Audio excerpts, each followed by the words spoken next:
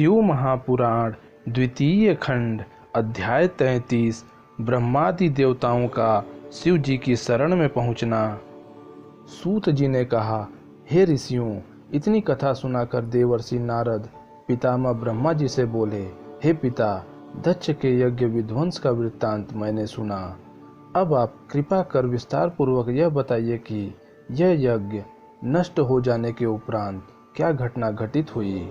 यह सुनकर ब्रह्मा जी ने शिव जी के श्री चरणों का ध्यान धरने के उपरांत उत्तर दिया, हे नारद, जब शिव जी के गणों ने यज्ञ में उपस्थित लोगों की इस प्रकार दुर्गति की तथा उन्हें लज्जित किया, उस समय सभी सभासद उस स्थान पर आकर जहां मैं तथा विष्णु जी बैठे हुए थे रुदन करने लगे तथा विस्तार पूर्वक सब वृत्तांत बताने लगे। देवताओं तथा मुनियों की उस दुर्गति को देखकर हम दोनों को बहुत दुख हुआ। उसी समय जब सब लोगों ने त्राहिमाम की पुकार की, तब मैंने उन्हें समझाते हुए कहा, हे देवताओं तथा ऋषियों, तुमने शिव जी को क्रुद्ध किया है और उन देवताओं के समान ही उन्हें जानकर भारी अपराध भी किया है। अतः अब तुम सब लोग शिव जी के चरणों पर गिरकर प्रार्थना करो और उनसे ही अपना अपराध क्षमा करवाओ। तीनों लोकों में ऐसा कौन है जो शिव जी के क्रोध को सहन कर सके। भगवान सदाशिव रौद्र होते हुए भी आशुतोष हैं। वे सेवा करने पर शीघ्र ही प्रसन्न हो जाते हैं तथा तुम सब उनकी शरण में जाओ। तुम सब शिव जी के बिना यज्ञ में अपना भाग लेना चाहते थे, उसी का फल तुम्हें प्राप्त हुआ है। जो लोग शिव जी के शत्रु बनकर सुख प्राप्ति की कामना करते हैं, उनका अंत ऐसा ही होता है। जो शिव जी क्षण भर में ही संपूर्ण सृष्टि को भस्म कर देने की सामर्थ्य रखते हैं, उनसे शत्रुता करके किस प्रकार सुख मिल सकता है। मैं भी दधीची के शाप के वशीभूत होकर उस यज्ञ में चला गया था।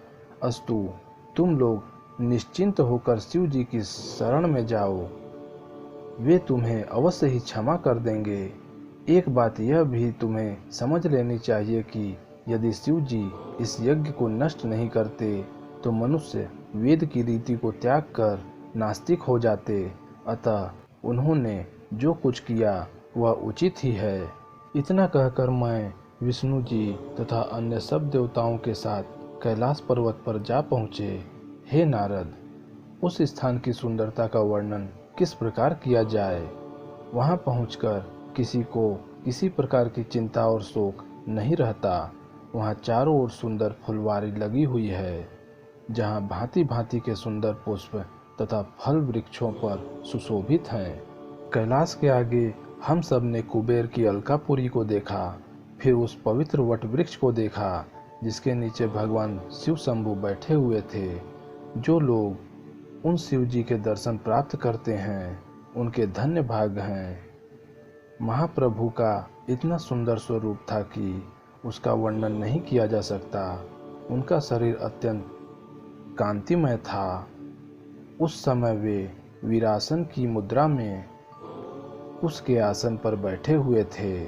तब मैंने, विष्णु जी ने, दधिगुप्त ने तथा अन्य देवताओं एवं ऋषि मुनियों ने उन्हें प्रणाम करते हुए अनेक प्रकार से स्तुति की।